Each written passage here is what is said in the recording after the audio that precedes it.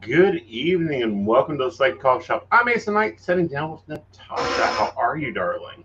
I am doing well, and what a magic thing to be here on a new moon and all the dances that we've been going through. I love to support people in their life's journey. Right.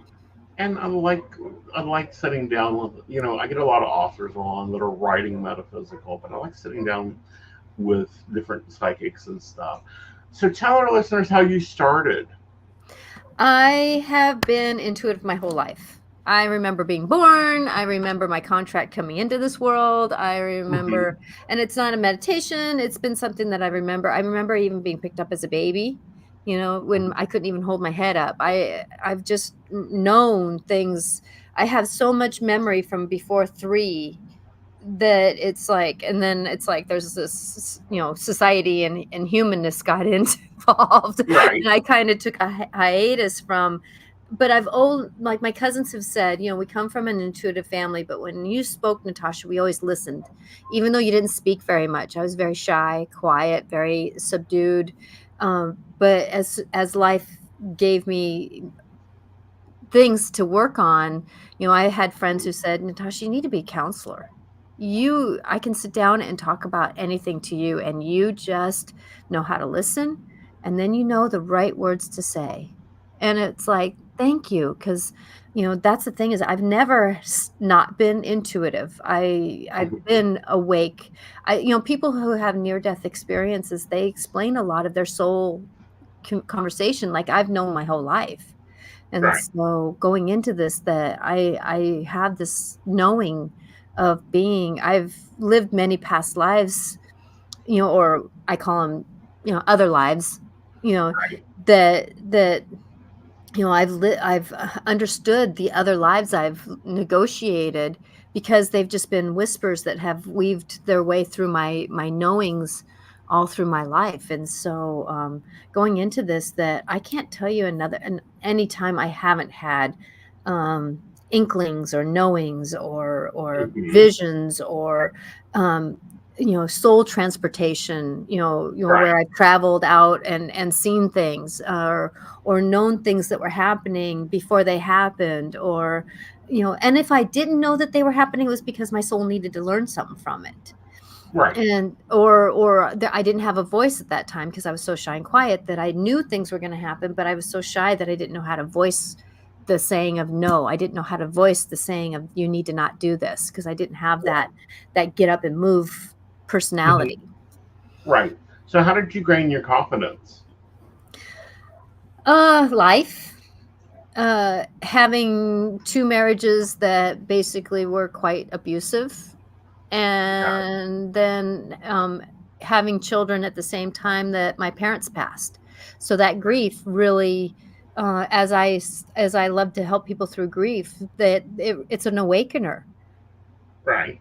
And it gives us a voice. Like my husband said after my parents passed away, you're not the same woman I married. Because I did have a voice. I did have a way of saying things, or not saying things, but knew how to say it in my energy field. Which Right. is sometimes you can really yell at somebody and not yell at them. I find slamming cabinet doors working really well. Yeah, well, I can even just stand there Yeah. and not say a thing. And so with that, it's one of those dances that we go through and negotiate that, but that's the journey of life, is finding us. Hmm. And that's where I'm at, is I've really found myself through being the shy, quiet person, coming into saying, and the universe saying, it's time for you to be a voice for us outwardly. not just inwardly. Now, you've been a guest at a few different places that are quite interesting. One of them being Coast to Coast with George Orman. Hmm. I was an art bellboy, but how was that for you? Well, actually, it was with Williams. Her name just went out of my head. I apologize. Um, she's the other one, not Norris, Hmm. uh, but she asked me to come on, and that was a full circle moment for me. I saw Okay. myself as a 16, 13-year-old listening to Art Bell and, saying, I really can see I want to be on that show. For some reason, Right. I had that voice that said, I want to be on that show. And then here it is, 30 some odd years later, actually, Wow. but that those full circle moments that you never know when you really see a vision or you have a calling to do, you Hmm. never know when that full vision, that full circle moment is. Right. Because the universe will bring it when you're ready for it. And normally not a moment before. Yeah. I remember listening to him, and it was really weird because I was more like FM radio, but I'd flip over onto AM radio at night because of the Mhm. white noise. Like Mhm. for me, that's an unable for me to drop out and go right into really deep sleep. And I would pick up the station in Cincinnati that was like, no way. Like there is no way in West Virginia that an AM station from Cincinnati, and I would look at some of the things that are like I was listening the night that everything got shut down for some Uh-huh. reason. And it was never said why everything was shut down for our viewing audience, our listening audience. I'm doing air quotes Yeah, there. exactly. Yeah, I know like people always think, Natasha, you're such a conspiracist. And I'm like going, it's hard not to know. well, it's not that I'm a conspiracist. It's just No, that I that's what people like know to that. call me. Oh yeah, Yeah. and it was weird. And what I mean by that was my first like, got to watch what you do, watch what you say. And he's been a real big influence on my style of broadcasting and Hmm. hosting. Is it's I'm very much more into like that type of radio because like that was the dream thought at one time was I'll just go do AM radio and do talk shows Hmm. and interview guests on like UFOs and get into it and we ended up here by way of nursing and not listening to spirit. Now you went into therapy. Are you still practicing as a therapist or No, no. Well, I can't say I'm a minister, so I am okay? legally doing it. But Right. no, I would just friends, people would, Mm-hmm. I would walk out of a grocery store, and somebody who was with me go, "How do you have people do that?" Oh, You're just drop your whole life story like a shopping list in front of me. Exactly, exactly. And so, I've always been one that people can talk to me. They've always felt Mm-hmm. I wouldn't say that everybody feels comfortable around me because my light kind of Right. stirs people up and they're not ready for what I stir Right. up in them sometimes. And so there are some people that they don't want to be around me because they're at a different vibration than I am. Right. And I've learned how to align myself with people who aren't in my vibration, Mm-hmm. um, just because I don't dumb myself down, but yet I do Right. change my vibration for wherever I'm at. And going into this, so no, I have not been a counselor by means but I Mm-hmm. have been my whole life. Right. Yeah, I work at an elementary school, which is really nice to be able to, being dyslexic, like we were talking before the Mm-hmm. show. I didn't start reading till after high school. I if it wasn't for my friends, I wouldn't have graduated. And so with that going into this, the universe put me back through an elementary school so I can learn how to read. And Interesting. yeah, and so now I help kids read, and then they help me Uh-huh. read better. Very cool, very cool. You know, they say that, you know, we teach what we must learn. Yep. Yeah. And that's one of the difficult things. Okay, so you're dyslexic. I Mhm. am also. I have this theory in my brain. So let's go down a checklist of, do you fit Aeson's psychic ideas? An autoimmune disorder? In a sense, yeah. Okay. Um, Hyperactive?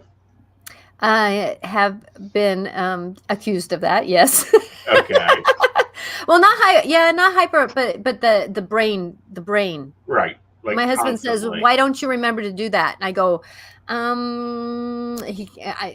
know I got to write things down. I really do know I need to write things down. My house is not Hmm. disorganized by any means, but you can tell I don't.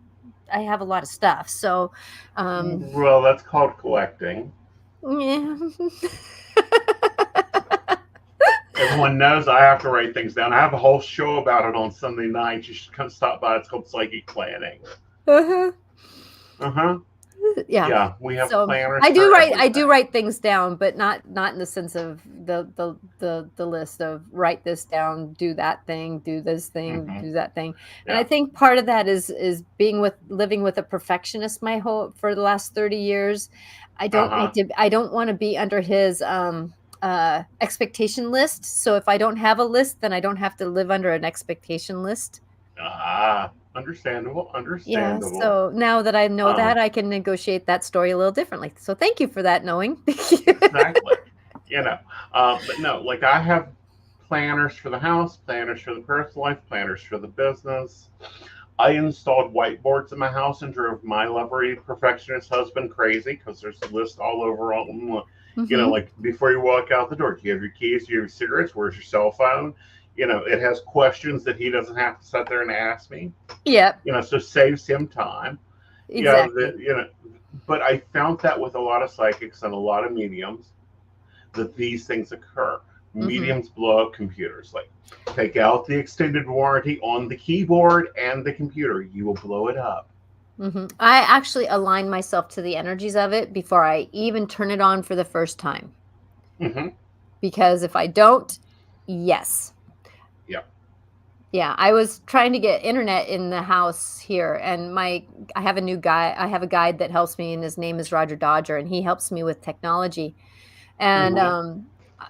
it took me 4 hours to get internet in my house, calling up our company, our cable company, about six Hmm. times, and I got so mad that I blew an aura. I blew a hole in the aura of my house. That happens. Yeah. I've So, blown up I had to equipment in hurry my up and house. heal I had to hurry up and heal that because I didn't like what was coming through, and so I Right. had to hurry up and heal that, and then I learned how to discern my emotions down a little bit, so I did not shut things down. Hmm. It was a Yeah. great learning aspect. Yeah.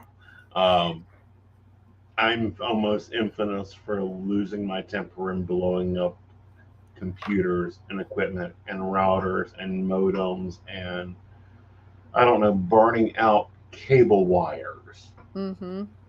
Mm-hmm. Yeah. Yeah, I don't get angry very easily. I have Mars in Cancer, so Mm-hmm. my God of War is kind of has a hug around it a lot, Uh-huh. or type of or dealing. And I'm a double Cancerian, so emotions to me are my story. So you know Interesting.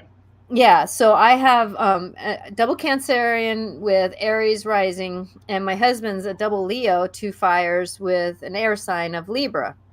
Mm-hmm. So with me, I've dealt with fire and water my whole life, Right. and husband for 30 years of fire and water. So I've learned how to make Mm-hmm. good steam. So getting in there, that I've understood that how effective I can negotiate. People say, how do you go from being so tied up in a knot to, hi, how you doing, Mm-hmm. in a I think switch? it's the ability to compartmentalize because we do so much. Hmm. Mm-hmm. Yeah, and that too. Yeah. But no, I'm double Aries Virgo. Okay. Yeah.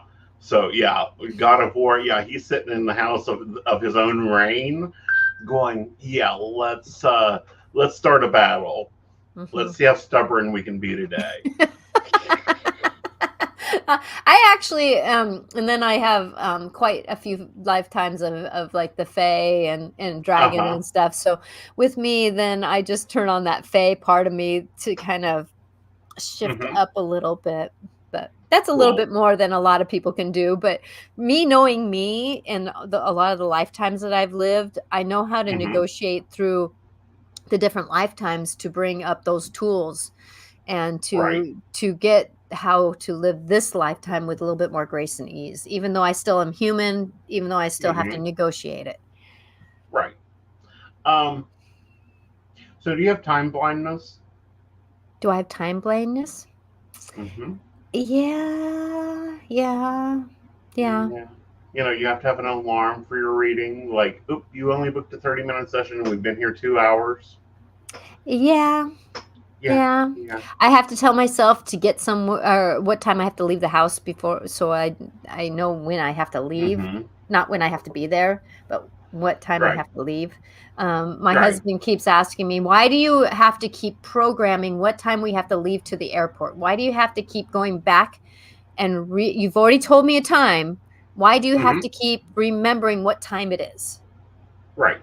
And that's part of the dyslexic too, is not being able Mm-hmm. to count hours very well.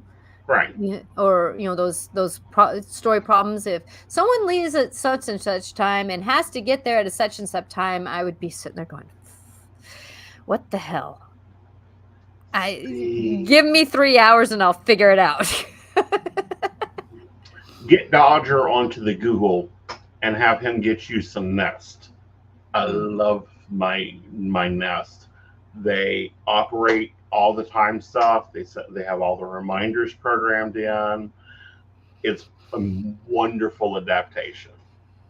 I'll have to think about that. But there again is Yeah. technology, and I have tried to negotiate it a little bit different. I guess, I kind of come back to I a lot.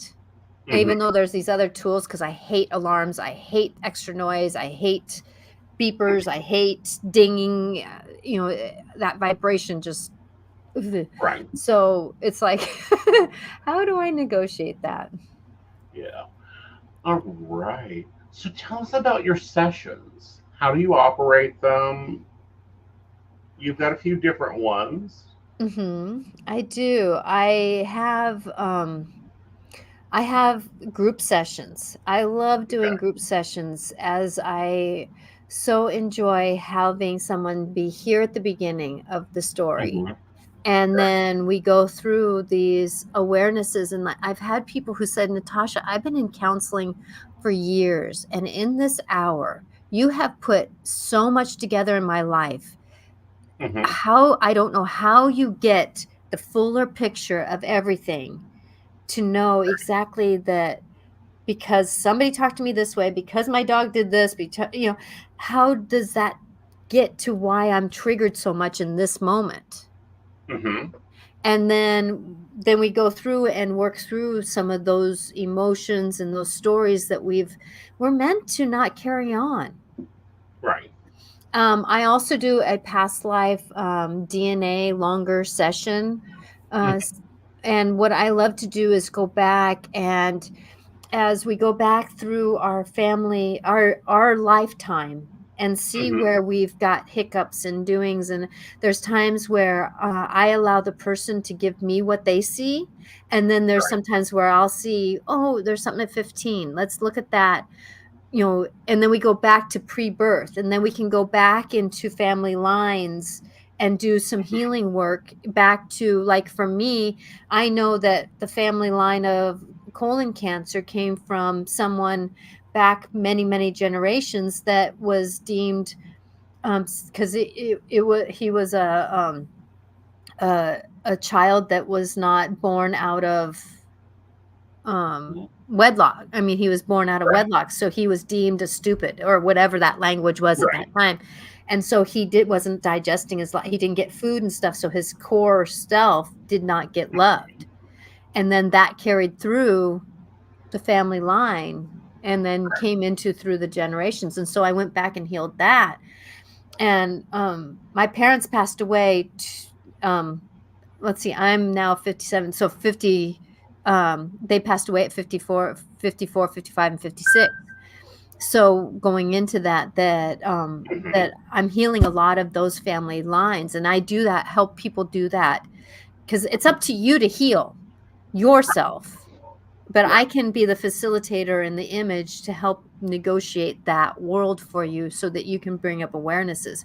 And then as we're going back through the family line, I go back into past lives and see where there's some hiccups and some stories going on, and then bring those and ask for healing on those to come forward. And then as we come back up through up through the life to the age that somebody is now, then we go into and heal who we are today through that image. And then I have sessions afterwards to make sure that, now, how are you doing? What is your patterns that you're starting to break? And Hmm. congratulations, you're doing a good job. And those types of Right. things that, I hate to leave people off, lead people off a cliff.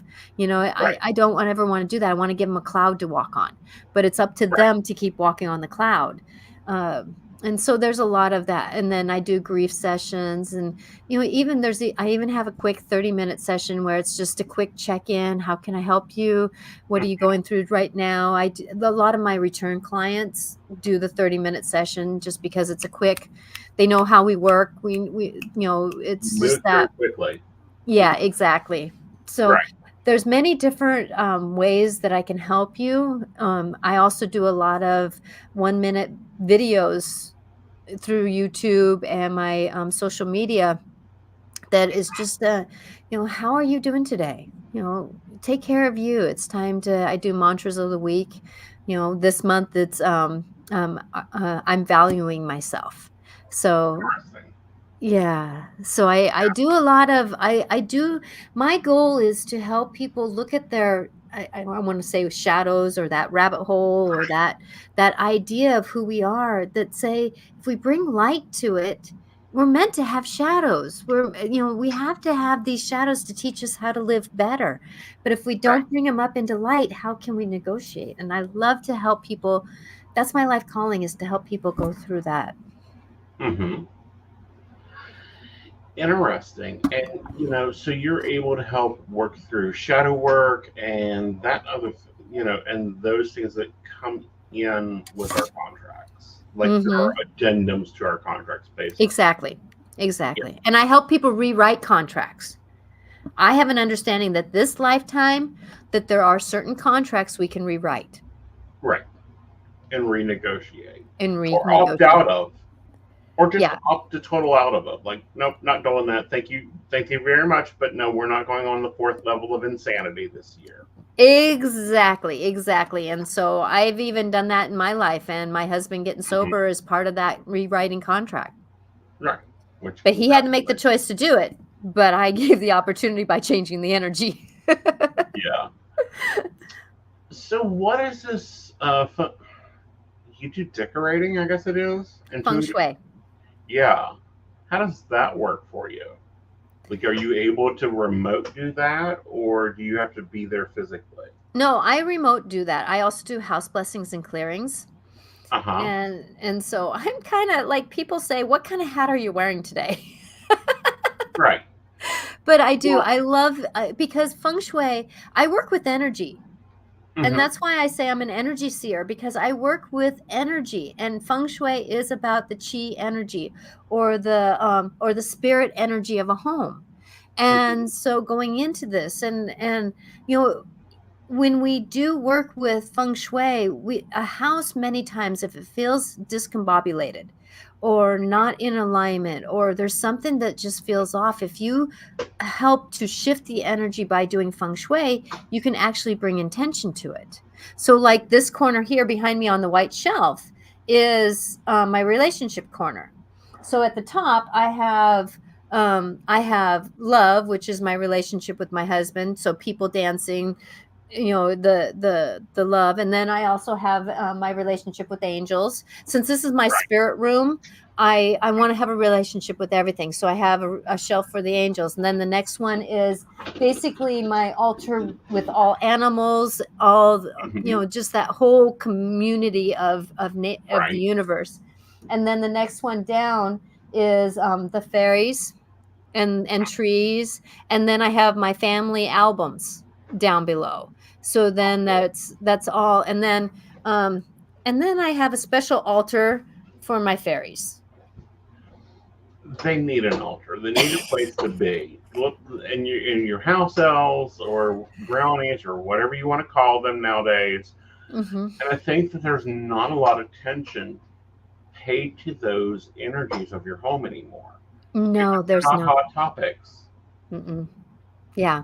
And that's the thing is that when we align ourselves with all the energies out there, Hmm. that we can, and it's not that we have to engage with all the energies, but I have you know, a representation of pretty much of all energies, all belief systems somewhere in Hmm. this house. Right. And because it's a community. Right. It is a community of negotiation. And Right. I have an understanding that the fairies are the star beings of this planet. Right. So are we, but you know. And I think that's where we get into, like, I have the opinion that yes, there's aliens. They're here. We've been here for freaking centuries. There's a Yeah. whole different ecosystem that we don't even realize is occurring around us unless we're looking for it. Okay, exactly. Yeah. Yeah, You we've been dumbed down. know. Hmm. We've been dumbed down. And I think There's we some can of us that with aren't, it. but we try to negotiate it in our higher level understanding. Right. Um, so do you think psychic abilities are DNA based? Or do you think they're contract based? I have an understanding my soul has been a intuitive somehow for many Hmm. lifetimes. Many. I can't tell you how many because I know I've been around a whole long time. Um, Right. And so with that I can say that my family is intuitive, so there is the Hmm. DNA that's Hmm. attached to my humanness. My human body is intuitive, Hmm. and then you add on my soul knowings. That Right. adds on another level intuitive. Right. All So, right. yes to both. Right. Okay. I'll take And this yes to and this both. lifetime I was contracted to be this lifetime I was meant to be heard. I was meant Hmm. to honor this part of me that's been wanting to be this light for many lifetimes. And I'm finally able to do it in this lifetime because I'm breaking a lot of old contracts to do it. Right. And you're not only breaking them, but you're releasing them. Yes, Because a exactly. contract's always a two-way street. Now, Mhm. breaking a contract means that you still haven't fulfilled that. Mhm. Releasing it is where it's like, not only am I breaking it, but I'm releasing it so that neither one of us does this again. Exactly. Yeah. Exactly. And that gets into a lot of controversial conversation nowadays. Like Mhm. 20 years ago, this was like kitchen table talk. But people have added on so much to it, and it's like, that's not how that works. No, and I, that's the thing is that we gotta get back to the simplicity and the facts, ma'am, just the facts, just give me the facts. yes.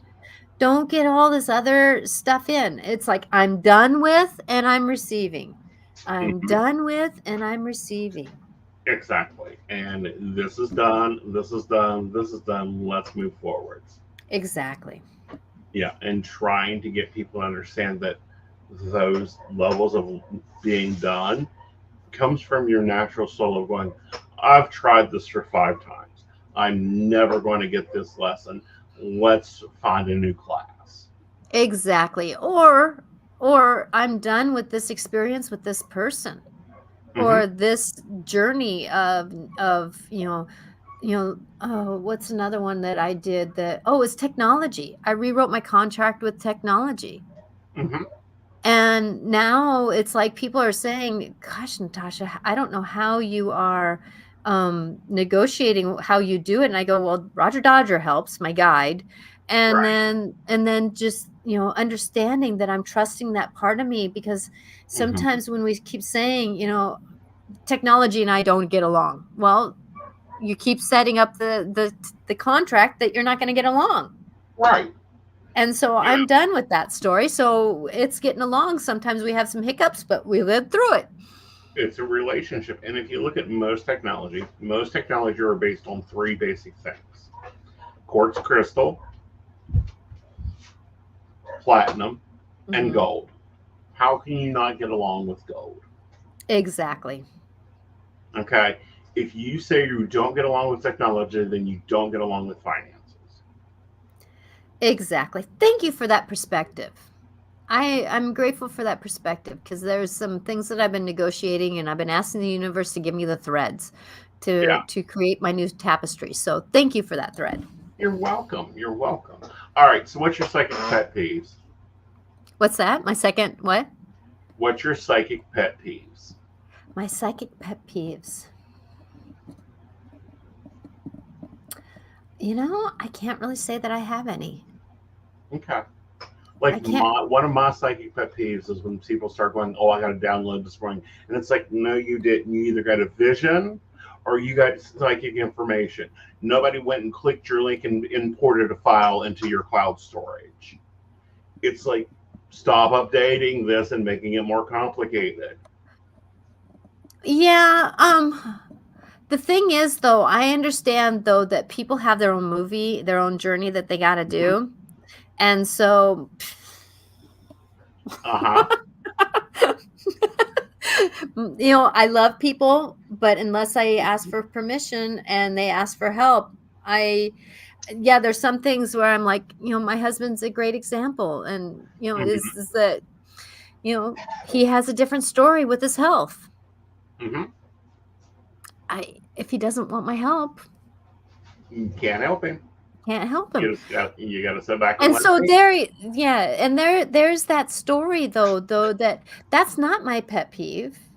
be. Mm-hmm. That's my, eh, oh well, but it's Right. been a great, that's a great way for me to really practice the discernment. Mm-hmm. That's one thing about me being intuitive. If I didn't know discernment up and down, inside and out, I would have a lot of pet peeves. Mm-hmm. I have a lot of them when it comes to the education of our psychics today.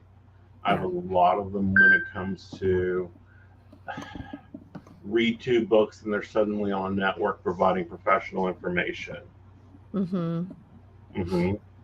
Yeah, and that's the thing is that when I go through, I really don't listen to a lot of other teachers out there. Yeah. I may get drawn to listen to a certain thing here or there.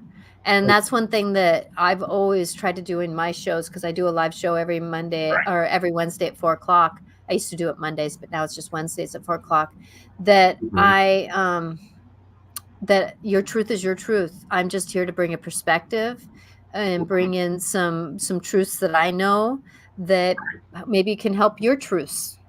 Mm-hmm. Very much so. All right, darling. So, where can they get appointments with you? Where can they tune into your shows and get all that information? You can reach me at intuitiveclarifications.com or Natasha Venter IC on pretty much all platforms. I'm on all platforms, including YouTube. I do my show on YouTube, Natasha Venter Intuitive Clarifications IC. Awesome. All right, darling. Well, thank you for joining me. And Has time gone already?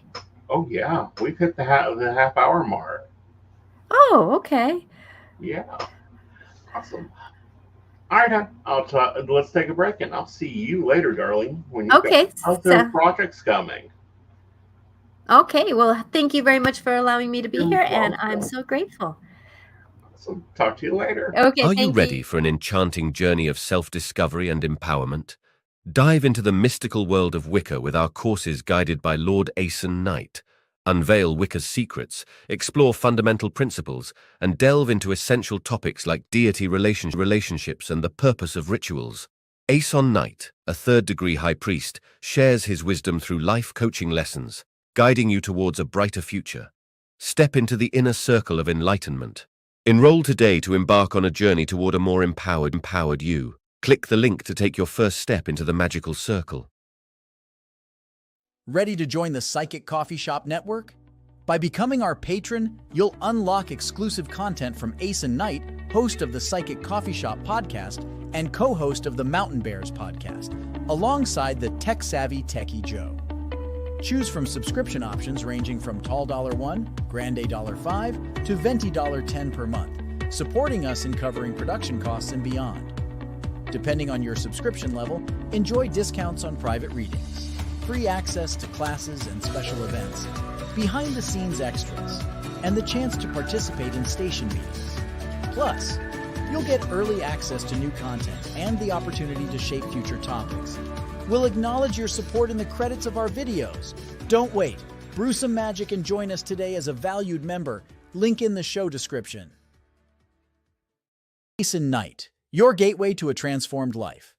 In a world where anyone can claim to be a life coach, Aeson stands out as a true professional with the skills and qualifications to guide you on your journey to success.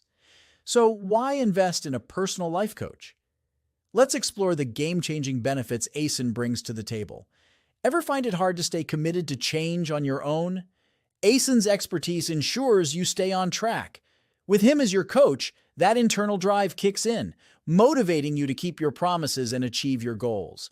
Making a change is tough, but Aeson makes it 1,000 times easier. He's your unwavering support, guiding you through challenges, pushing you beyond your limits, and believing in you even when you doubt yourself. Friends are great, but they may not always want to see you succeed.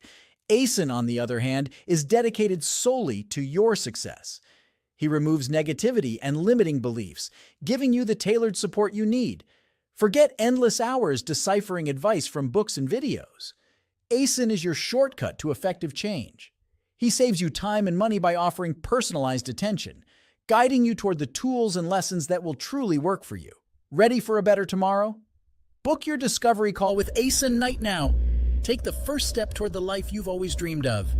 Aeson Knight, your partner in transformation. Start your journey today. Hello, darling. How are you? I'm doing great. How are you this evening? Doing well, doing well. So. Good.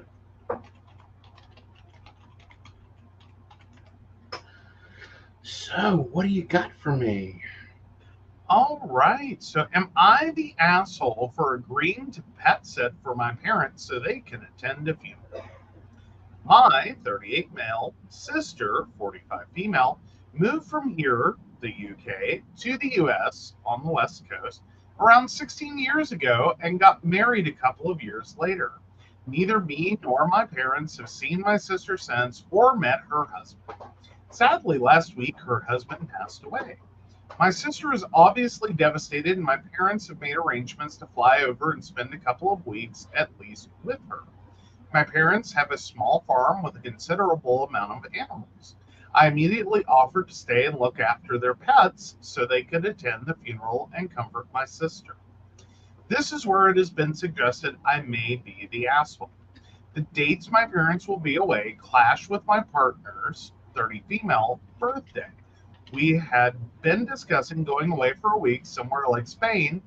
As of now, nothing had been booked, but from her perspective, it was set in stone that we would be going away.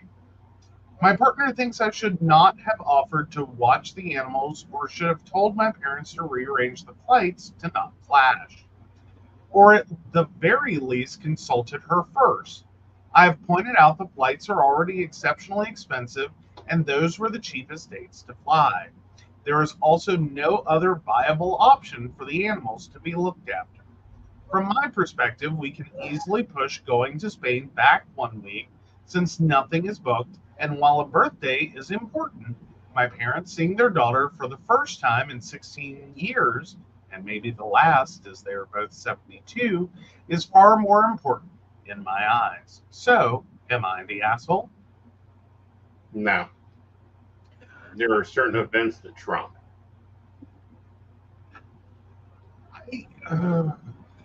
I think this was one of those moments where I almost want to say dill pickle. Mm-hmm. As in, it's one of those moments I understand why you offered to do it without thinking. Mm-hmm. Because it was going to be a hindrance for them to be able to go because of the animals. But at the same time, I also feel like your partner's birthday is important, and that she definitely had the impression that we are doing this. Right. And those two things clash. Right. I don't think any of that was intentional. I think it's all an unfortunate series of events. Mm-hmm. See, here's my thought, though. I think the girlfriend's being an ass. Why don't the girlfriend go with you to pet sit so you get a vacation away at the farm, and then you two go on to Spain? Make this a longer trip. Not a fully happy trip, but a longer trip. Well, see, here was what I'm wondering is if his partner is employed. Right. And that's where this is that I've already booked the dates with my employer. I can't just push it back. Like, I have this week off.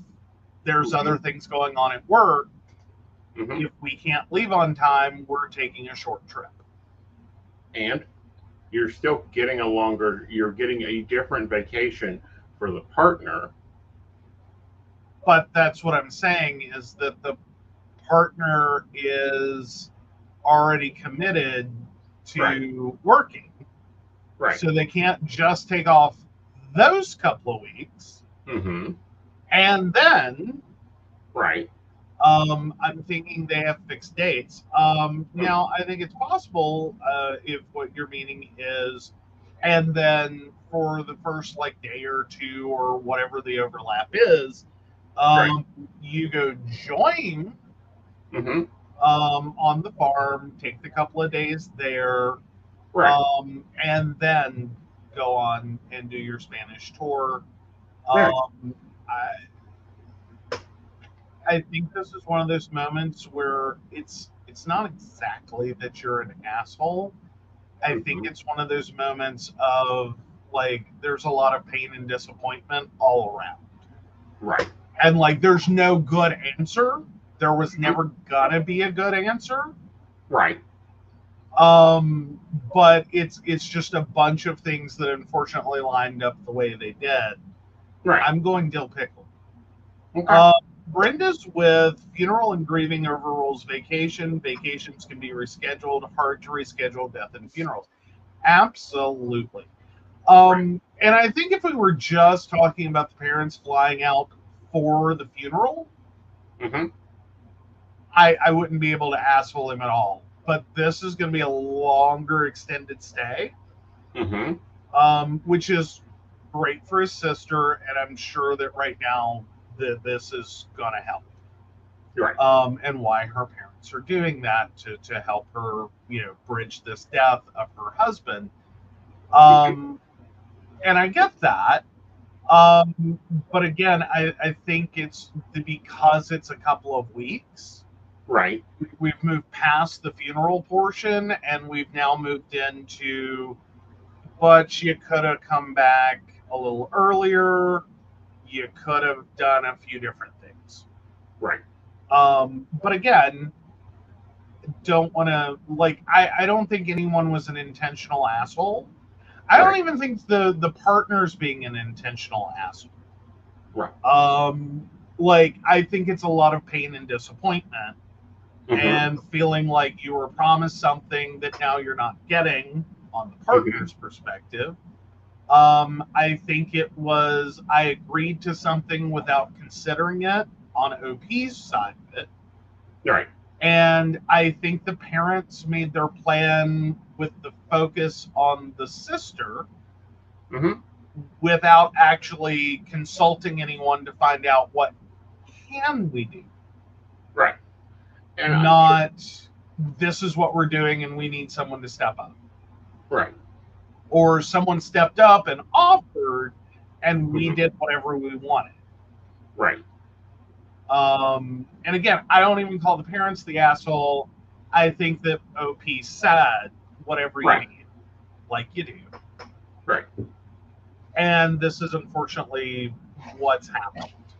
Right. Well, and I feel like, with this, Brenda also brings up, since nothing is confirmed, the most likely the partner hasn't Probably. took the time off yet. Now, if this isn't a work situation, I think you can definitely reschedule for a week later, a different week, take longer vacation. Right. You know what I mean? Like, try to smooth this out. But if it is I already put my dates in, I just hadn't booked the tickets yet. Right. Or, you know what I mean? Then again, they are in the UK. I wonder if that the experience, like, because from a US perspective, if you're going to Spain, there are many things that have to get done Mm-hmm. to make that a viable trip. Like, you are Right. hard booking times, you've got flights to arrange, you've got all kinds Mhm. of things. I don't know that this isn't a little more like, well, we're going to Florida for my birthday. Right. Like, pretend you say that to me. Okay, well, we can go down to the last couple of weeks before, or Mhm. even the last couple of days before we book a hotel room. Like, we're going to leave here, we're going to drive down, Mhm. book the room. It's not that big a deal. We're still on one continent. You know what I mean? It's not that big a deal to wait a little later. We would probably start earlier. Well, We don't necessarily have to. this is what gets me, because I quickly Googled from UK to Spain. Uh-huh. This is a 2 hour and 15-minute trip.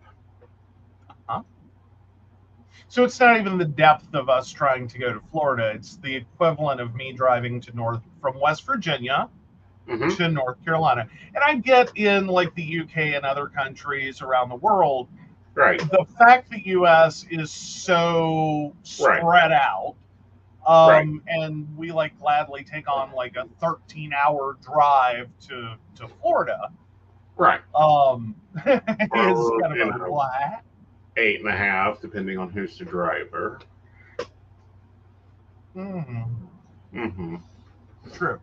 But so I don't necessarily think it's telling Right. exactly Right. that a destination that's a couple hours away, they haven't made solid confirmed plans.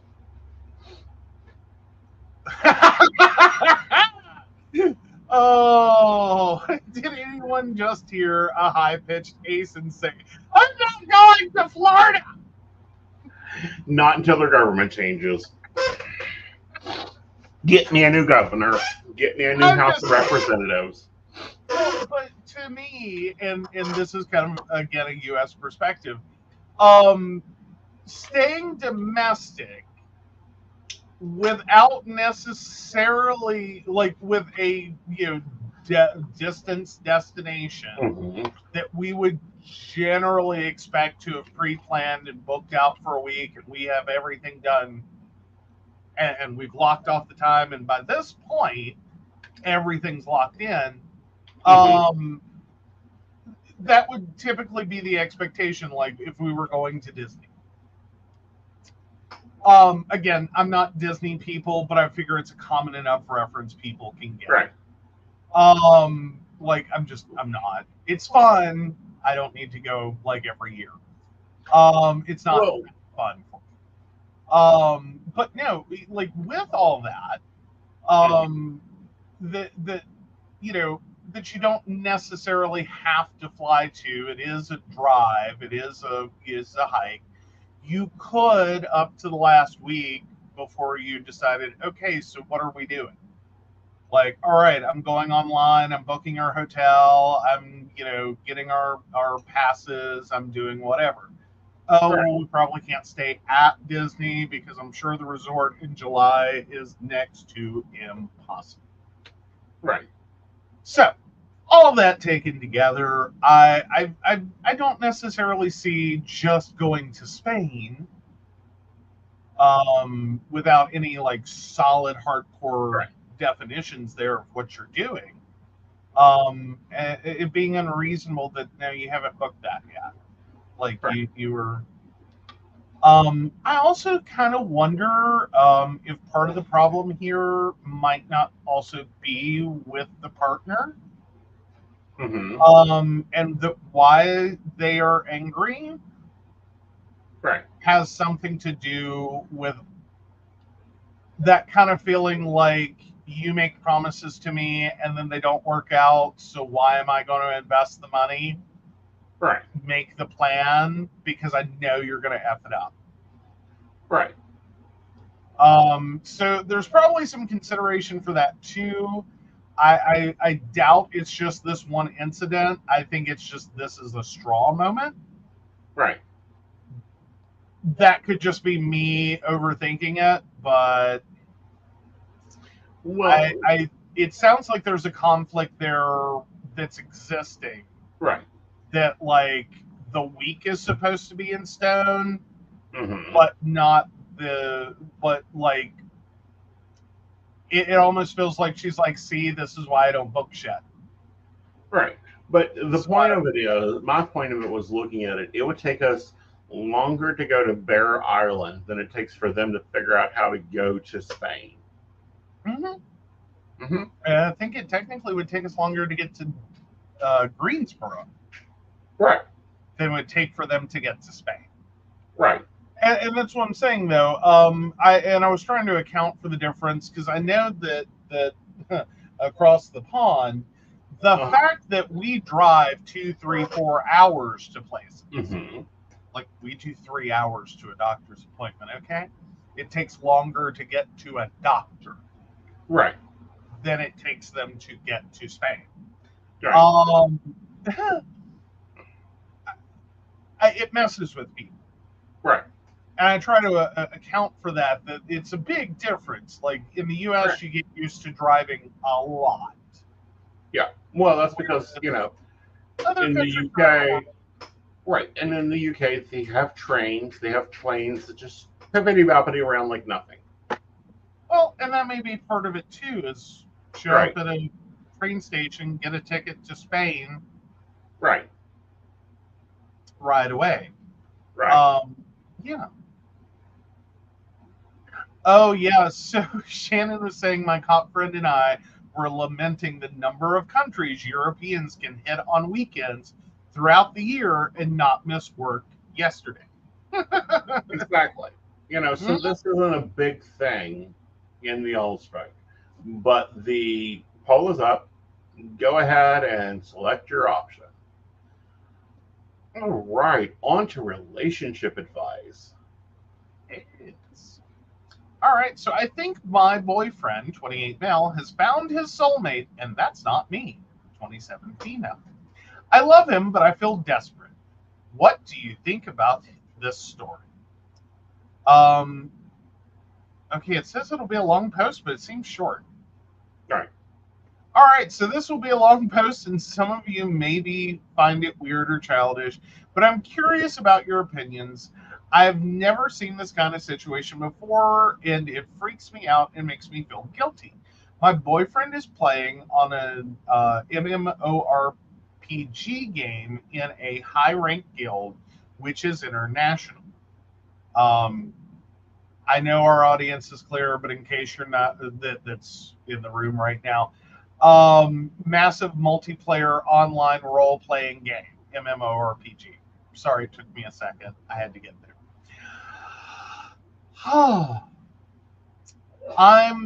So anyway, which is international. I'm also playing on it, but in a different clan, and I'm not a good player. One day turned out one of his guild mates is from the same country and city, and this girl lives from him just like one street. She has really similar personality with my boyfriend, and this girl is really clever and nice. She is also pretty. I cannot compete with her. Just no way. I have a really difficult personality. I'm not good at anything in real life. I'm also not a beauty queen. I feel guilty because I think I have separated them. I wanted to make them meet in real life, but my boyfriend doesn't want to hear a single word about that idea. He doesn't believe in the soulmate thing.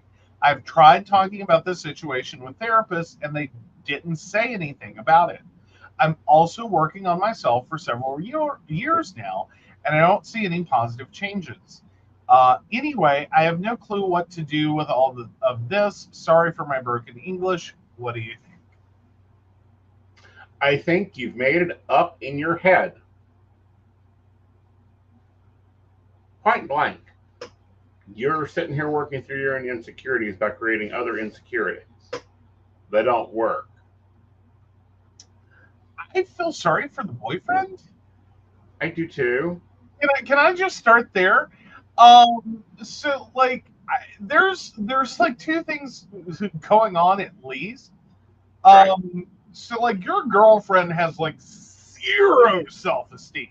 Like OP has zero self-esteem. Right. I'm not good at anything. I'm not pretty. I'm not smart. I'm not like Right. Jesus Christ. Right. Meanwhile, everyone in the world, I think, was a threat except for. Like, Right. they're a good gamer, but they don't live close, and like they're not pretty. Okay, cool, not a threat. You know what I mean? Like and now she's hit someone that it's like I can't compete with her. Yeah. Like she's, you know what I mean? Like Right. ostensibly to her, Right. she's prettier than me, and she's smarter than me, and she's funnier than me, and she's, you know, a better gamer than I am, and she's, you know, got a similar personality to him, and Yeah. I think this is a thing of like we grow up with this fairy tale Mm-hmm. of how relationships are and how they work and who we're supposed to be with. And I think she has trouble believing she's supposed to find anyone. Right. And she's just waiting for you to leave, or is waiting for the boyfriend to leave. But also, she's Meanwhile- trying to pick his soulmate, which is bullshit.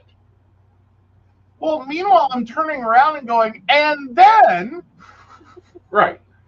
like, she's over here basically trying to pimp him out. Like, you're so much better than I am. Let me go find you the girl of your dreams. Oh my God, here she is. Let me throw the two of you together. And he is like, I don't want her. I'm not interested in her. I don't want to even meet her.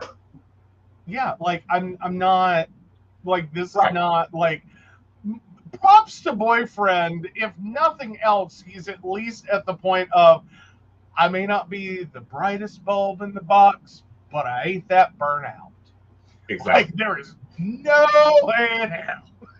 Well, not only that, but he's probably not interested in her. And it's kind of like me. I don't want to date another psychic. There's not enough room to store tarot in this house. And I'm not taking out a storage room.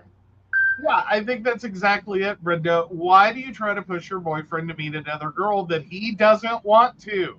She's already decided that she's going to lose him, so she might as well pick out a replacement. What the, you know what I mean? It's that whole what the hell moment. And this is rude. This is rude. I know before I say it, this is rude. It really feels like the epitome of the words. Sometimes the trash takes itself out. Right. Like that's where she is emotionally, is Right. like I'm garbage. And she is literally yeeting herself into a dumpster. Like Right. just as hard as she can go. Right. Just like yeet. Girl. Girl. girl. Um, I don't know who you're seeing for therapy, and I'm glad I don't. But may I make a suggestion? It's not working. Right. So either y'all need to get a little more hardcore, Mm-hmm. or you need to find someone who's better at it. Right. Because it sounds like for all, like, if this is your better, Right. like, I really hope this isn't your better. Like, I can't imagine much worse. Right. But if this is your better, Right. what the hell? Right. Like, you know what I mean? Like, I don't expect therapy to ever, like, fix someone in 5 minutes or less. I don't expect therapy to be something you do for a couple of months and, okay, everything's better now. But, like, the negative you would have to be coming from, because you're at 0. Right. The negative you would have to be coming from. Mm-hmm. You shouldn't have been meeting a boyfriend. You should have been institutionalized. Well, not Because only that's a scary level of 0. right. Like 0. Mm-hmm. I don't know that you could function in a normal society. Well, Worse than that. and that's the problem I see majorly is being able to keep everything in order for her to continue this. She's going to have one. I don't like that she's already making the decision that the dude, the dude's already off for another one. Well, I mean, there's a lot of problems here, but I think it's literally like she just never envisioned herself with someone. Right. And she is totally expecting him to leave. Right. And is like, see, here's my confirmation. There's this perfect girl. He has met her in this game. They're going to meet and fall madly in love. And I'm going to be out on the curb. Right. So let me go ahead and introduce you guys. I'll pack up my stuff and take myself out to the curb. Right. Like, no fight. No, like, nothing. Right. Nothing. Not gonna engage. Just like, yep, I'll be on the curb, waiting for trash day. Why? Is my point. I'm sitting here going, your self-esteem has to be a goose egg of a 0. Right. Like, it is a battered and bruised 0 from hell. Exactly. And to think that this is potentially because she says, what, this, I've been in therapy for a couple of years or something? Right. For several years now. Right. You're at 0. I, like, several years ago, you were worse. Right. Like, I don't know how worse this gets. I can't fathom it. In bed doing nothing. Like, is about all I got for that. Right. But several years? Right. Like, oh my God. Yeah. All right, so Shannon says, I just want to say, for all the shit my friends gave me for dating online and marrying an immigrant, a whole lot of them have started online dating and looking at guys from other countries. And she's probably on a doom spiral and she wants here. Pardon? Because of the net bullshit. I mean, when you import, you get better quality. I'm sorry. But she's probably on a doom spiral and she wants him to leave on her terms. Right. Exactly. She is literally the trash taking itself out. Right. And I say that in terms of, I don't think she's bad. I don't think she's horrible. I think she's probably a pretty decent girlfriend. Right. But in her mind, right, she has 2 strings coming out of her head and a big giant glad stamp. Right. Like, that's it. That's the whole, like, you could draw a picture. A 5-year-old can draw a picture of this woman in terms of her own self-perception, because all you need is a black crayon and a yellow crayon. Hefty. or glad, or whatever you want to put on it.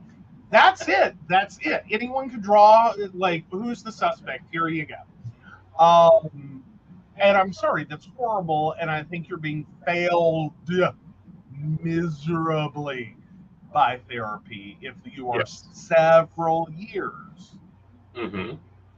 And this is as good as you're doing. I think you need better. Right. Now let me grab a bumper. Okay. I haven't had this one in a while.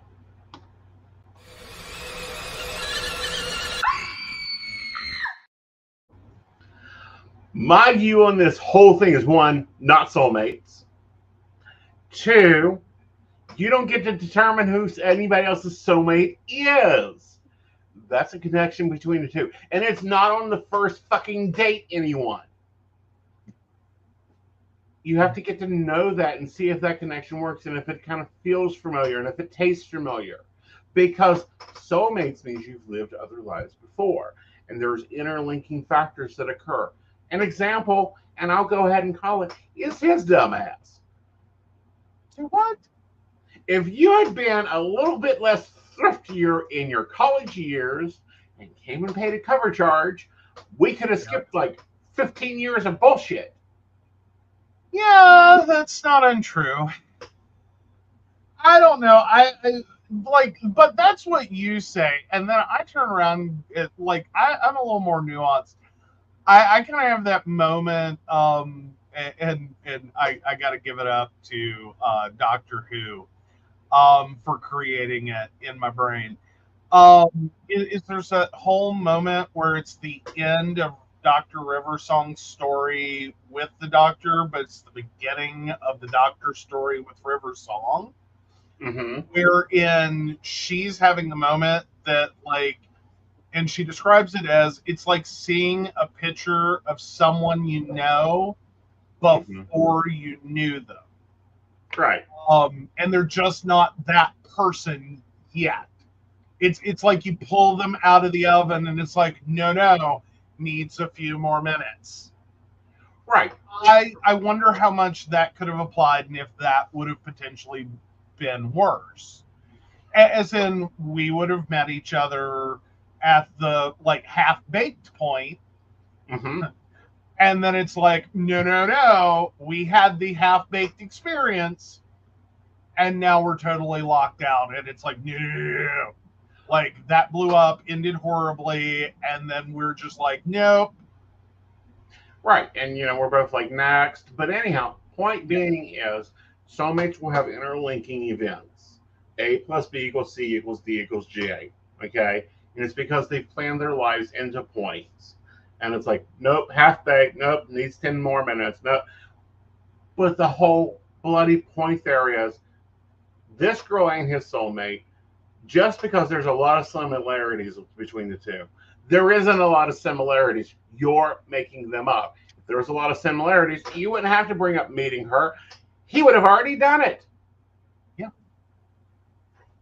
Like, if this were truly an interest and arguably if he weren't a decent human being, right. It was like, hi, I'm gonna buy the box of trash bags for you to jump inside.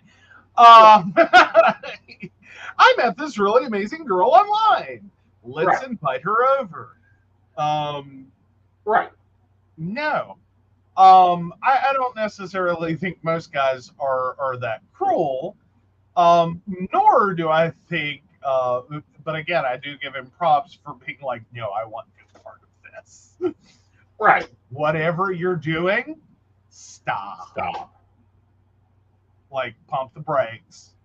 Like, no. So I think that, like, he has handled this as best as one can. Yes. I'm sorry you've been failed by therapy to this level. Yes. Which is crazy.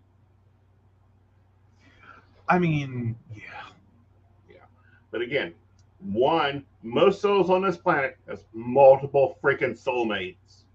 Two, soulmates don't mean you have to be lovers. Sorry. You can be a soulmate with your best friend and have great conversation, but look at them and go, ew. Yeah, well, so I that's like Brenda debatable. calling you out. I like Brenda calling you out. Again, Wasn't the right that's time, debatable. Aeson, or it would have happened. You know that. No, he had self-confidence problems. That's the problem. He still has self-confidence problems. Excuse me? Really, fuzzy Mister? Oh, he had a fuzzy picture. Oh, What? he wouldn't want to date me. No, I don't think you would have wanted to date me at that point. But more importantly, Mm-hmm. yeah, I do remember your profile, and I remember going, no, Right. like this isn't going to end well. This is not someone who's going to be interested in. And I don't think that's an actual like that. That wasn't about like low self-esteem or negative image or whatever. It was like you were in like I was right, maybe for the wrong reasons, but you were in a totally different space. I was. Like you were doing the like I'm a little twink boy phase of your life. Mm-hmm. I wasn't, mostly because I was not a little twink boy. Like there's not a version of me that does not like. If I look like a little twink boy, check my pulse. I'm probably deceased. Okay, like there's no version of me that's ever gonna actually look like a little twink boy. I know this about myself. Like it's not news or information. Right. Even if I got down to the weight that would allow that. Right. But it wasn't just that. It was the literal like this is not someone I'm gonna be able to work with. Like you were doing the club thing and that's not me. It's just not. Well, again, but honey, I've always had a type.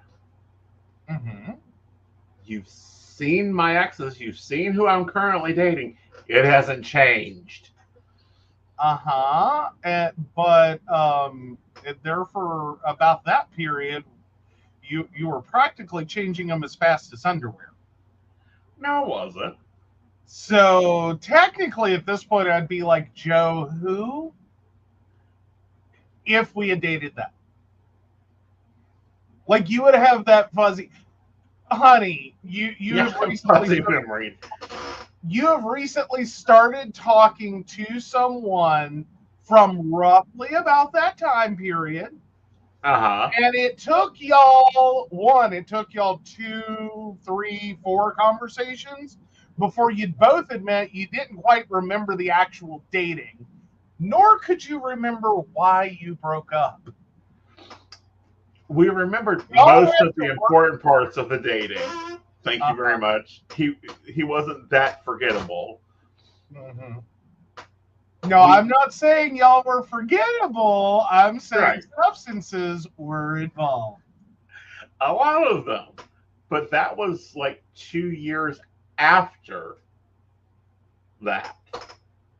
I know, but I'm saying that's still a period. Like you had just come out of that. You were still in the club scene. You were still drinking heavily. Mm-hmm. Like I'm going to tell you right now, that wasn't going to go well. Uh-huh. Like the heavy drinking, like because you from that time period have things that you don't quite remember. A few years there, but that's because I kept a 3-liter bottle full of White Russian in the fridge mixed with espresso. It's delicious. Try it.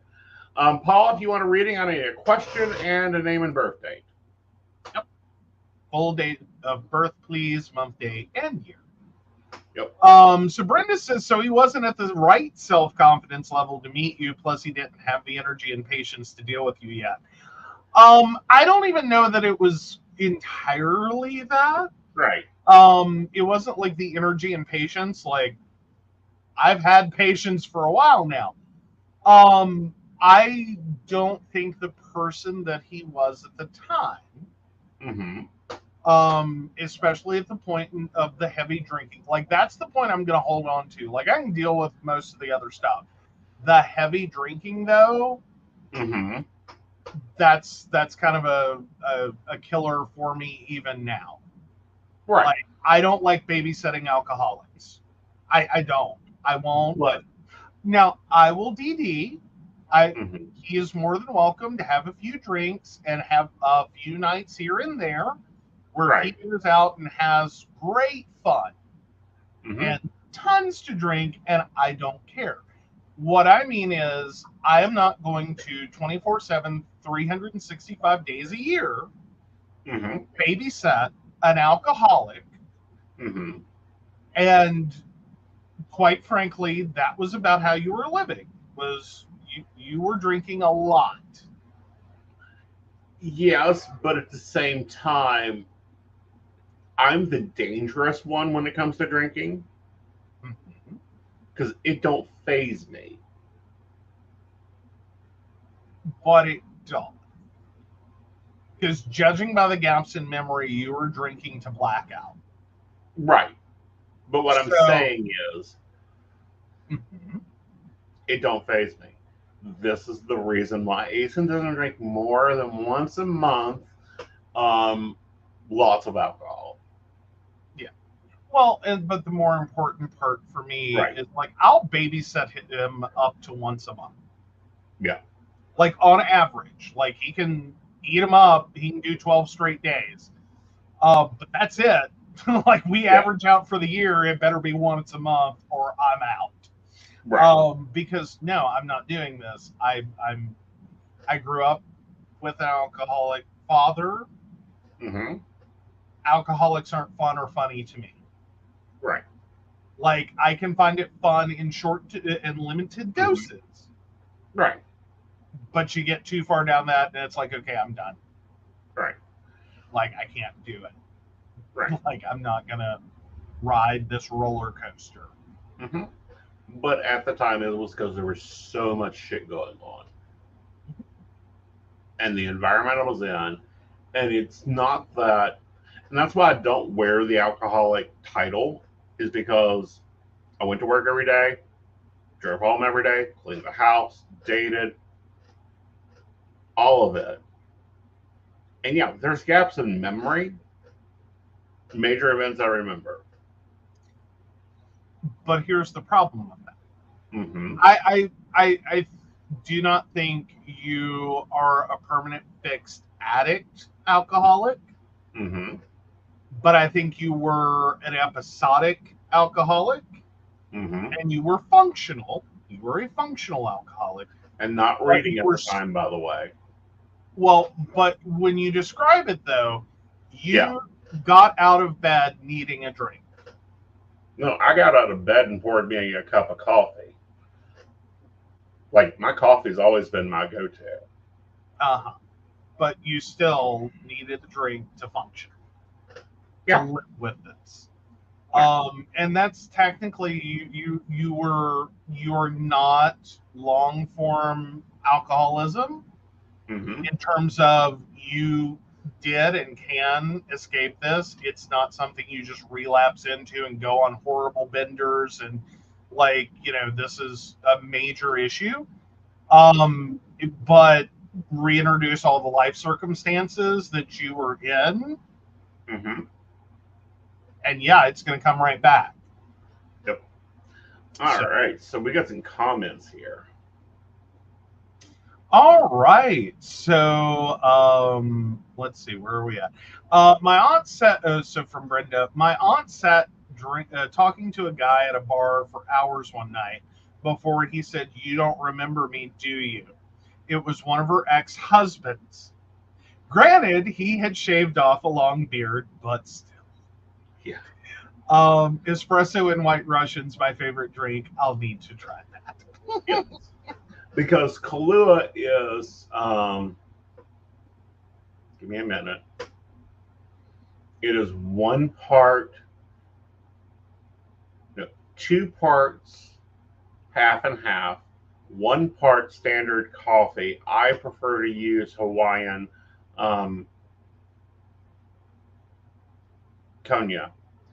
But you can take that and use espresso cognac instead. Just grind it, take your grinder, grind it a little finer. Pull your espresso. Yep. Yep. Yeah, coffee, liqueur, and cream. Yeah, we'll get there. You can Well, do it no, out. You can do more. well, Yeah. no, as in what Kahlua is, it's coffee, liqueur, and cream. Right. But if you take and notch the coffee up, then add the liqueur to it, then add the cream, it makes a very good shelf stable. It's been well preserved. Uh huh. Coffee will last for days. Yeah. Yeah, that's what I'm saying. I'm a cheap drunk anyway. Like I'm a 2 drink drunk. Mhm. That is like, and I literally mean by the time I've had my second drink, I'm drunk. Mm-hmm. It's not that I won't drink. Right. It's just part of that is also the older I get. Like I've always paid for those 2 drinks in Mm-hmm. terms of physical well-being. The price keeps going up. Mm-hmm. And I'm like, look, I'm at a life point that in my 40s that I have a couple of drinks and I'm gonna pay for that for a week. Right. Like it, and I don't have it. Like Right. it's not worth it. Like I didn't have that much fun Right. to get drunk and then pay for to off my 2 drinks, and I mean that sincerely and literally. Mm-hmm. To pay for that for a whole week. Mm-hmm. To feel like crap and to just blah. Right. And anything more than that, it just gets worse. Right. Like the price goes up a little higher, and I feel worse. Right. So no, no. Yeah, you're Drinking's much never. different than I am. I'm hand me a black card. Yeah, Yeah. And I'm not like, doing it. yeah. Like I'm sorry, it just doesn't. No. Right. Yeah. But, also, I'm not a beer drinker. Not even interested. Um, Normally normal liquors, prefer vodka, prefer gin, with additions. But I'm gonna wake up in the morning, grab a cup of coffee, I'm ready to go. I need to load water now because I've gotten older and I'm out of it. But nah, I can, and that's why it's like, oh no, there are built-in controls to, I'm done with this. Oh, Brenda says I'm still waiting for my first hangover. My friends hate that. Agreed, Brenda. That's yeah. Oh, yeah, yeah. Yeah. Hangovers and I are old friends. It's part of like, and mine drags on. It doesn't. It's. Right. I mean, my earliest drinking experiences weren't that off the mark. Mm-hmm. Like I get drunk on Friday night. Okay, I feel like crap on Saturday. I'm gonna kind of hang out in bed. I have a hangover. All right, by Sunday I'm starting to feel better, and food is no longer a disgusting concept. Right. Is where this started at. It's only gotten worse. Right. Like if you can imagine days before you get to that. Okay, food does not sound like a disgusting concept to me. Right. Just I'm tired, and it's a hangover, and it lasts for days. Mm-hmm. It's why I've seriously considered, if I could imagine drinking being a larger part of my life, Mm-hmm. I would probably try to go ahead and do the testing to find out. Like, Right. do I have some genetic defect or a protein defect or some weirdo defect that Mm-hmm. I can't process alcohol properly? Right. Because it's long felt like that's what's going on. Mm-hmm. Is that I get way too drunk way too fast for my size, Mm-hmm. and larger sizes I've been, and then the hangover, the hang on effects go on exponentially at this point, Right. and it's like something's not right. Right. And then for me, it's the opposite. Like I'm the exact opposite drunk of you. No hangover, drinks as much as he wants, can keep drinking long after you'd think he'd be drunk. Hmm. Like, trying to take him out and get him drunk is a cute concept. And legitimately, I hope you brought the Amex Black because there's no telling what you're going to spend. Right. Like, there's just good luck. Good luck. And still, well, it's like, and we done this one night. I killed a bottle of wine before he got home. Uh-huh. I turned around and drank another bottle of wine with him. Mm-hmm. Got tired of it, pulled out what I have in the freezer, made drinks till about 7 in the morning, and went, oh shit, maybe I should log into work. Nope, I've been drinking, I don't work. Okay, I go to bed. Went in, laid down, got up. He's in the bathroom floor. And I'm going, my pillow and my blankie, and this is my home now. Yeah. And I'm like, honey, will you wake up? Do you want food? No. And I go in and make food, get a shower, start my day. Because I had a bottle of wine, I knew this wasn't going to go well. Right. Because 2 drinks to drunk, 3 drinks is my literal max. Right. Should be my literal max. Because once I go past that, I will throw up. Because I start having equilibrium issues to hell. Right. Right. Like, it's like being seasick and not moving. Right. Like, there's no hope for me at full. Right. Like, I will throw up. It will be violent. Mm-hmm. I'm just going to go ahead and cut out the middleman, which I did that night. Took my pillow and my blankie and curled up in front of the toilet because it's going to happen. Right. It's easier to set up and throw up than it is to have to get up, walk, and throw. Mm-hmm. Right. Understandable. But no. So it is what it is. But no, I'm glad I'm not living that lifestyle now.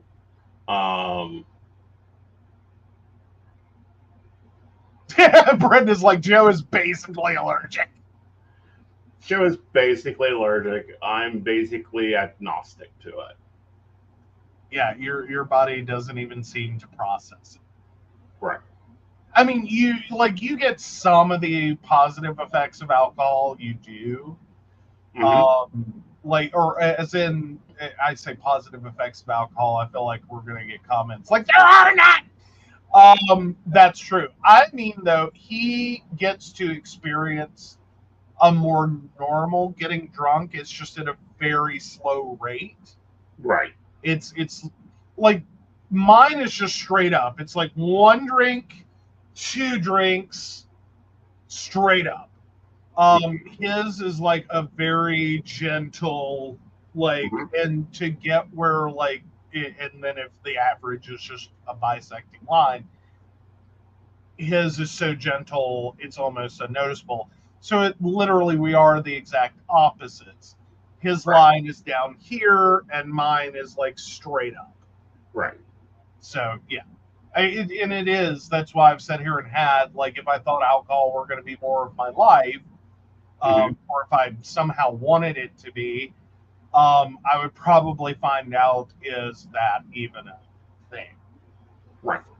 Like, is that ever going to be possible, or am I going to do some real serious damage real quickly? Like, this is the worst idea I could ever have. Right. And for me, it's like, it's gotten better over the years as I take more space away from it. But we're still at 13 mixed drinks in an 8-hour period to even get moderately where you get with 1. Yeah. Okay, so Brenda has a serious question. Will you need to check gluten-free with your drinks now? Yes. Yes. Yes. Yeah. Like, we will be checking that now. Most liquors already come that way. It'll be the mixers I've got to watch for. Well, I mean, it depends upon what you go for. Like, if you go for vodka, Mm-hmm. it's potato base. You should Right. be okay. Right. Again, have to check by individual brands and what some dumb people Right. do, but Right. then there's others. It's like, no.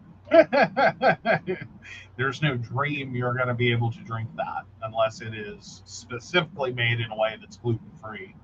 Right. Good luck. Right. But no, yes, we will be, like, I have a list of my ideas, but yeah, that'll be researched in.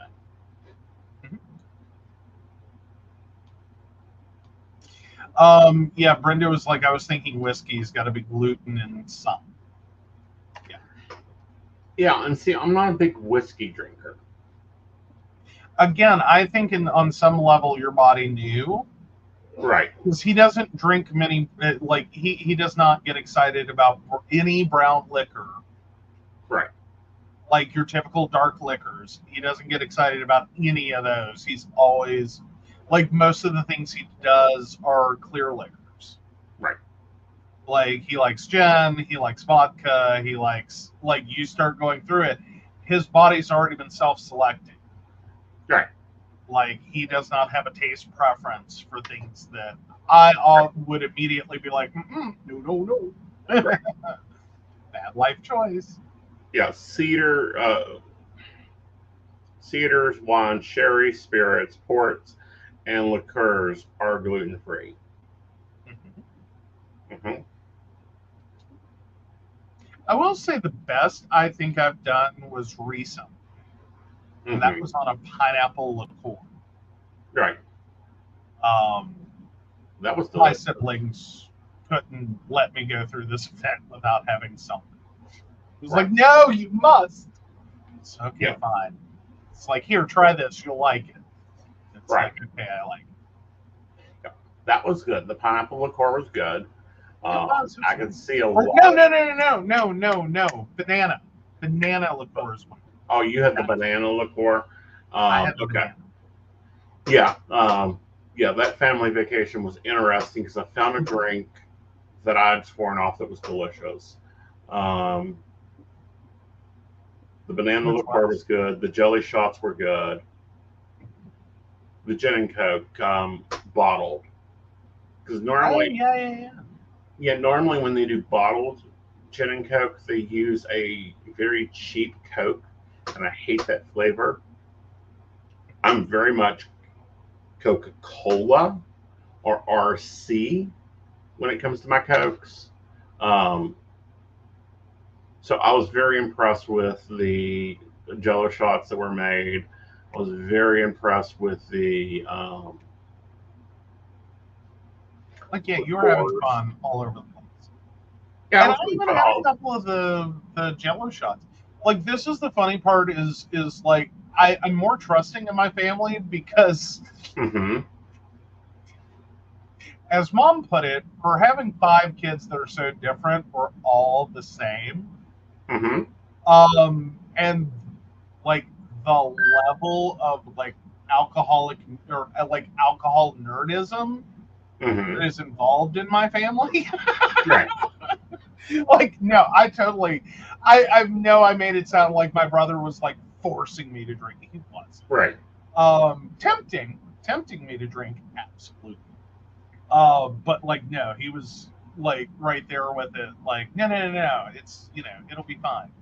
Right. And I can be more trusting of that, rather than random club drink. Yeah. But for those wondering outside or thoughts on this, according to Celiacs UK, which I'm using as my trusted source, including malt whiskeys, which are made from barley, are safe for people with celiac disease because in the distilling process, it removes the gluten. Really? Yep. Now listen to this and see if this sounds like any of my ever drink orders. Beer, lagers, shouts, ales contain various amounts of gluten, not suitable for a gluten-free diet, but gluten-free options are available. I don't like any of those. No. And you barely found the one little beer that you Yeah, it's not even open. well, and the problem is you can't find it anywhere. Right. Like that poor little next beer is just unavailable Everywhere. So it's like he found a beer. Uh, Right. and that was before, so we don't even know for sure that you can have that now. But it was like your one. It was the one beer you liked. Right. No, I cannot. Oh, it's not gluten free. Right. It's not gluten free. It's just barley free. Damn. Yeah. But it explains why you were having some other issues out there. Mm-hmm. Because yeah, it wasn't as bad as, but it was some issues. Like Of barley course, my new. A1. Like there's no level Mhm. of barley that's tolerable in your system. No, whatsoever. None. Just none. Zip, zero, nada. None. Mhm. Right. So.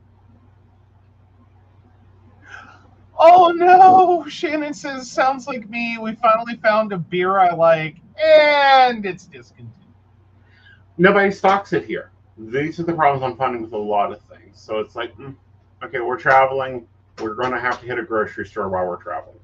But on the other side of that page, looking at my natural behavior, we're finding things that are like, do not eat. And I'm like, I hate that anyhow. Why would I eat it?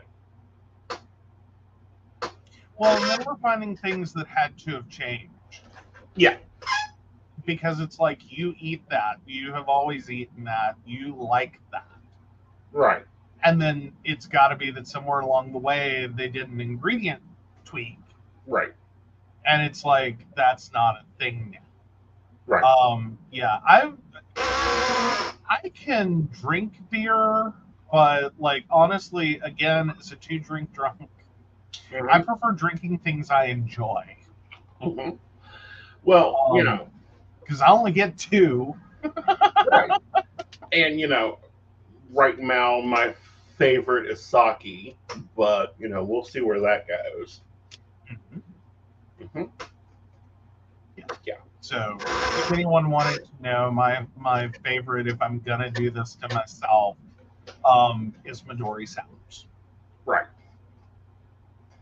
To give him governance. It's kind of, They're good. Now, ultimate drink is Sapphire Vodka and Kahlua over ice. Oh, there you go. Yes. All right. So moving on. Moving on. Away We've given them from enough our time guy. to vote in the poll.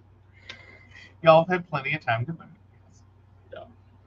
Yeah. Ooh. Interesting. It's a split. Ooh. Yes. The jury comes back inconsistent. 50% say yes, you're an asshole for volunteering to go babysit your parents' pets while they go on vacation. And 50% say no, you're not an asshole. No dill pickles? No dill pickles. I went dill pickle. I know. You really like that one. For this one, yes. Yes. Because it's messy. It's very messy. Yeah. All right, guys. So I will see you Thursday at 8 o'clock with Miss Sandy. So take it away, my dear. All right. So, of course, we want to thank Beverly Walker, Mika G, Kathy, Mary Winfield, Brenda, Shannon C, Shannon D, Lady Gwendolyn, Charles Shaw, Tracy Van, Caitlin Bell, and Devin. Oh, excuse me, guys. If you'd like to learn more about us, the show, or how you too can become a Patreon sponsor and receive all the wonderful benefits our baristas receive, please visit us at pcspnetwork.com. Yes. All right, guys. Have a great night. Good night.